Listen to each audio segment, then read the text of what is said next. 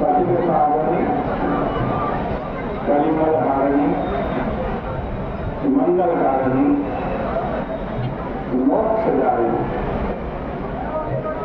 माँ गंगा मैया का ये पवित्रतम तीर्थ आरती पैड़ी ब्रह्मकुंड है। सभी श्रद्धा चलते हैं, अनावश्यक रूप से भीड़ लगाकर बिल्कुल मत खड़े रहें। आप लोगों के आषाढ़ का महीना आने जाने वाले सभी श्रद्धालुओं को परेशानी होती है। भीड़ और एकादशी की तिथि जमा करते हैं जो आपको नुकसान पहुंचा सकते हैं। सभी श्रद्धालु आरती दर्शन के उपरांत अपने गंतव्यों की ओर प्रस्थान करें। सभी श्रद्धालु आरती दर्शन के उपरांत अपने गंतव्यों की ओर प्रस्थान करें। हमारे यहाँ दो मत है, भीड़ लगाकर बिल्कुल मत खड़े रहें। एक स्मार्ट मत है भीड़ में चलते और दूसरा वैष्णव मत है। जेब पॉकेट का ध्यान रखें। आप सभी इसलिए थोड़ा सा एक हो जाता है। व्यक्तियों का हाथ न छोड़े, भीड़ में उनका हाथ पकड़कर ही चले। सभी श्रद्धालु चलते रहें। स्मार्त मत के अनुसार एकादशी के व्रत के पश्चात पारणा की जाती है व्रत, और उस पारणा का नियम ऐसा है कि वो द्वादशी तिथि में ही होनी चाहिए। यदि द्वादशी तिथि में व्रत की पारणा नहीं की तो साल भर जो एकादशी का व्रत आपने किया है उसका पुण्य नष्ट हो जाता है। कई बार परिस्थिति ऐसी होती है, जैसे अब की बात, जो एकादशी तिथि आज शुरू ही हुई है वो सवेरे को आज कहते हैं 8:15 पर शुरू हुई है। लोग कहते हैं कि 10वीं वेदा नहीं करेंगे, 10वीं वेदा नहीं करेंगे। ठीक है, हम भी मानते हैं कि 10वीं वेदा एकादशी नहीं करनी चाहिए, लेकिन कब? जब अगले दिन आपको द्वादशी मिल रही हो, सूर्योदय के बाद द्वादशी मिल रही हो, तब तो आप 10वीं वेदा ना करें, अगले दिन करें। और यदि सूर्योदय से पहले ही एकादशी द्वादशी खत्म हो रही हो, अगले दिन द्वादशी मिल ही ना रही हो, कल यदि व्रत करेंगे तो परसों द्वादशी नहीं मिलेगी आपको, परसों त्रयोदशी तिथि मिलेगी, पारणा कब करोगे? एकादशी के व्रत की पारणा स्मार्त मत के अनुसार द्वादशी तिथि में ही हो जानी चाहिए। श्रीमद् भागवत की कथा आपने सुनी होगी, और राजा अम्बरीश ने साल भर की एकादशी की, अंतिम एकादशी कर रहे थे, एकादशी का व्रत किया, अगले दिन द्वादशी की तिथि थी, व्रत की पारणा के लिए वो तैयार हुए।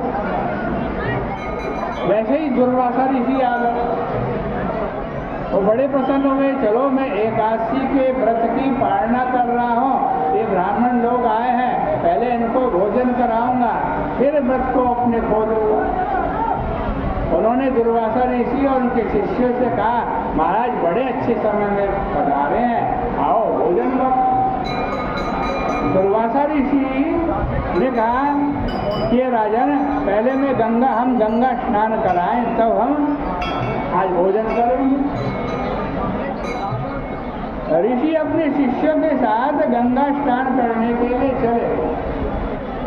उधर राजा अम्बरीश प्रतीक्षा कर रहे हैं, ये आए तो फिर मैं व्रत की पारणा करूं। उधर द्वादशी तिथि निकली जा रही है, पहले प्रतीक्षा करते रहे, फिर सोचा कि द्वादशी तिथि में व्रत की पारणा नहीं की तो साल भर की जो मैंने एकादशी का व्रत किया उसका पुण्य नष्ट हो जाएगा।